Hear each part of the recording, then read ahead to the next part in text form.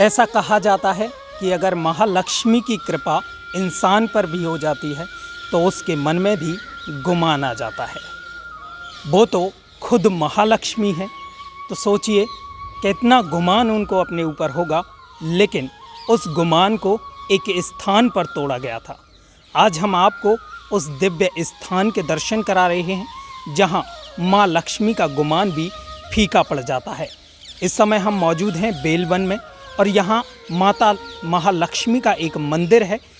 इस मंदिर की जो कथा है वो हम आपको बताएंगे। तो चलिए आज मेरे साथ हम इस वीडियो में आपको महालक्ष्मी की कथा के बारे में बताएंगे, इस मंदिर के बारे में बताएंगे कि आखिर क्या इस मंदिर का महत्व है और क्या इसकी जो कहानी है। महालक्ष्मी के बारे में कहा जाता है कि यहाँ उनका गुमान फीका पड़ गया था, तो आखिर क्या वो कहानी है कि जिसकी वजह से माँ लक्ष्मी को भी यहाँ इंतज़ार करना पड़ा था।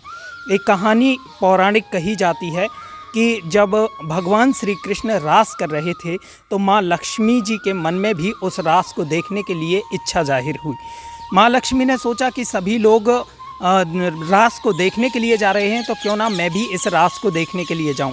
तो माँ लक्ष्मी जब इस रास को देखने के लिए आ रही थी तब बीच में यमुना नदी पड़ी। तो यमुना नदी के किनारे ही राधा रानी ने माँ लक्ष्मी को रोक दिया और उन्होंने कहा कि आपके अंदर गुमान है, आप इस महारास को नहीं देख सकती हैं।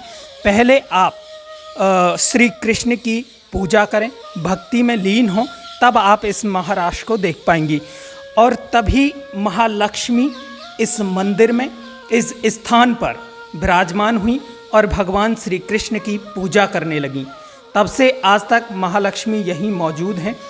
जब यह बात भगवान श्री कृष्ण को पता चली कि ऐसा राधा जी ने महालक्ष्मी जी को कहा है, तो भगवान श्री कृष्ण बालक के रूप में माँ लक्ष्मी के पास आए और माँ लक्ष्मी से वह खाने के लिए कुछ मांगने लगे। जब उनको भूख लगी तो माँ लक्ष्मी से उन्होंने खाने के लिए मांगा, तो माँ लक्ष्मी के पास उस समय कुछ नहीं था, थोड़े से चावल और दाल थी।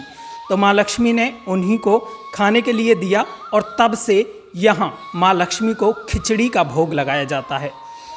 आप देख सकते हैं ये वही मंदिर है, माँ लक्ष्मी यहाँ मौजूद हैं। वहीं छोटे से स्वरूप में, बालक स्वरूप में भगवान श्री कृष्ण भी यहाँ विराजमान हैं। यहाँ माता महालक्ष्मी का अभिमान जो था वो फीका पड़ गया था भगवान श्री कृष्ण की रास को देखने के लिए।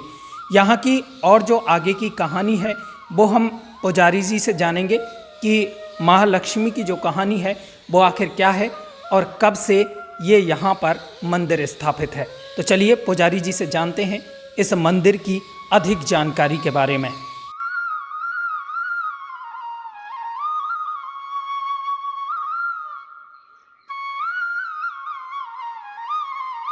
प्रिय दर्शकों, आज हम जानते हैं महालक्ष्मी जी के इस मंदिर की पूरी कहानी।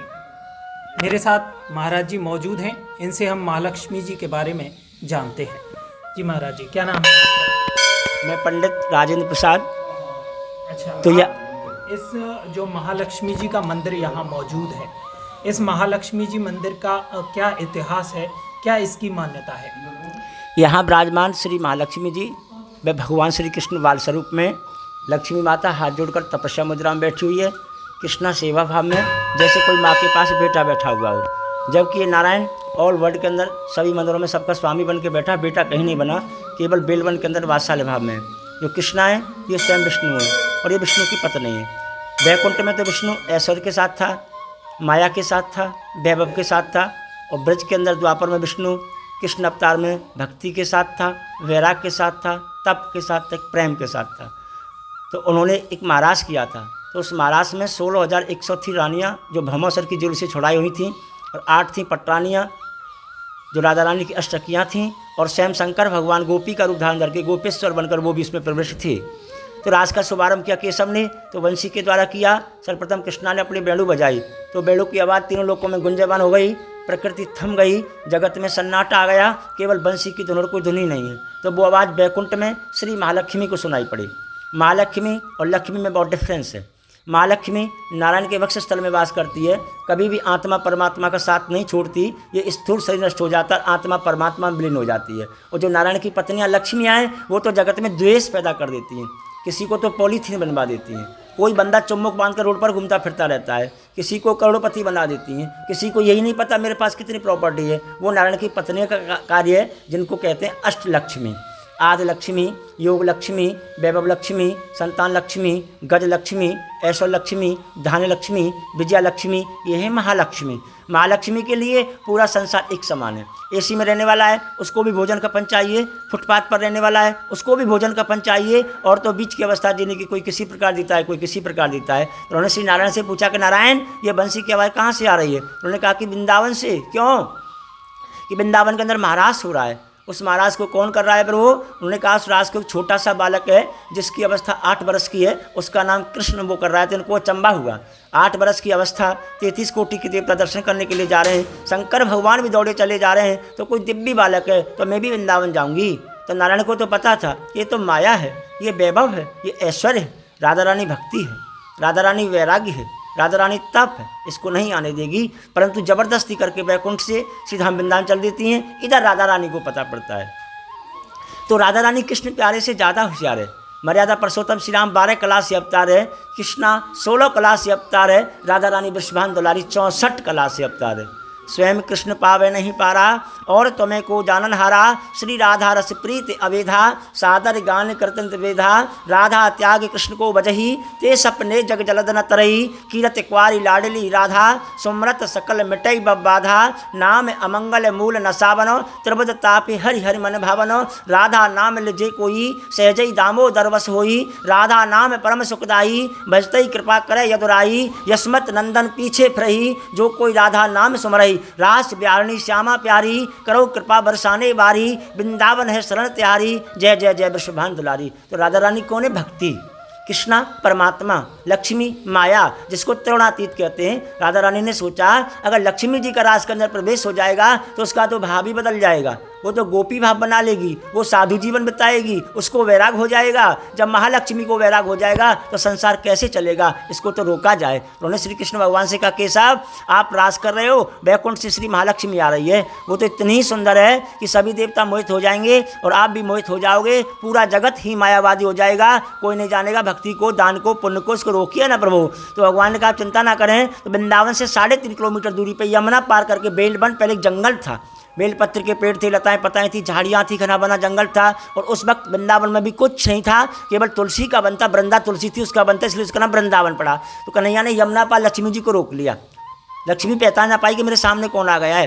पूछा आप कौन हो, कहाँ जा रही हो? उन्होंने कहा कि मैं बैकुंठ में बास बसने वाली नारायण की एक आत्मा हूँ, मेरा श्री महालक्ष्मी है, मैं बैकुंठ से आई हूँ, श्री धाम वृंदावन जा रही हूँ। उन्होंने कहा आप नहीं जा सकती हो। तो उनको क्रोध आ गया, क्यों नहीं जा सकती हूँ? मैं सुंदर नहीं हूँ क्या? मैं स्त्री नहीं हूँ? प्रकृति के 3 गुण मेरे अंदर विद्वान है, सतोगुण रजोगुण तमोगुण। इतना भी संसार का ऐश्वर्य सब वैभव है वो मेरे हाथ है। और जो ब्रज की गोपिकाएं, गोबर डालने वाली, छाछ धोने वाली गोपिकाएं, को तो रास में प्रवेश मिला है, शंकर पुरुष होते हुए से रास में प्रवेश मिला है। आप विष्णु की पत्नी श्री महालक्ष्मी से मना कर रहे हो। उन्होंने कहा कि आपको घमंड है ना कि मैं माया हूँ, मैं सुंदर हूँ, मैं ऐश्वर्य हूँ, मैं वैभव हूँ। पहले आप ऐश्वर्य भाव के घमंड का त्याग करो, माधुरी भाव बनाओ, गोपी भाव बनाओ, साधु जीवन बिताओ, वैराग्य लेके आओ, राधा रानी के चरणों की भक्ति करो, तब आना। तो इस जंगल में बैठ के पद्मासन स्थित देवी पर ब्रह्म स्वरूपिणी परमेश्वर जगत माता महालक्ष्मी नमस्तुते पद्मासन में विराजमान होकर तपस्या करने लगी। भगवान श्री कृष्ण ने सोचा कि जंगल में एक स्त्री का रहना अच्छा नहीं है, इसकी सेवा कौन करेगा? बड़े रूप में तो नारायण रह नहीं सकते थे, क्योंकि ब्रज में बाल रूप में आए थे। तो बादशाह भाव में आके बोले कि माँ मैं भूखा हूँ। लक्ष्मी देख रहे नारायण आ रोकने के लिए मुझसे माँ कह रहे हो, मेरे पास कुछ नहीं प्रभु। 2 मुट्ठी चावल लाई थी बैकुंठ से, खिचड़ी का भोग लगाइए। तो कन्हैया ने अपने हाथों से खिचड़ी का भोग लगाया। यहाँ पे खिचड़ी का ही भोग लगता है और फूस मास में हर बृहस्पतिवार को भारी विशाल मेला लगता है। बोलो महालक्ष्मी मैया की जय। जैसे महाराज जी अगर हम आपसे बात करें कि आपने हमें बताया कि भगवान श्री कृष्ण ने महालक्ष्मी जी को रोक दिया, तो लेकिन हमने जो अब तक सुना था वो ये सुना था कि राधा रानी ने इनको यमुना किनारे रोका था।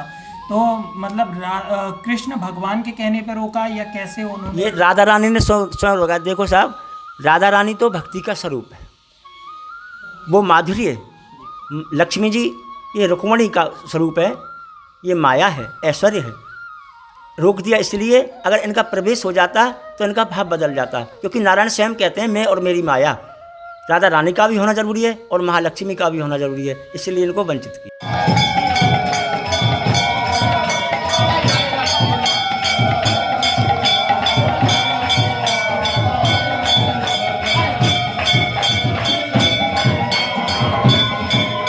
तो इस तरीके से स्टोरी मंच चैनल पर हमने अपने दर्शकों को महालक्ष्मी जी के बारे में बताया, इस स्थान के बारे में बताया कि क्या है इस स्थान की कहानी। महाराज जी ने हमें बताया कि जो महालक्ष्मी जी थीं उनको गुमान था अपने ऐश्वर्य का, उस गुमान को यहाँ तोड़ा गया और आज भी महालक्ष्मी तपस्या के रूप में विराजमान है और भगवान श्री कृष्ण बालक के रूप में विराजमान है। इसी प्रकार की तमाम स्टोरीज देखने के लिए सब्सक्राइब करें स्टोरी मंच।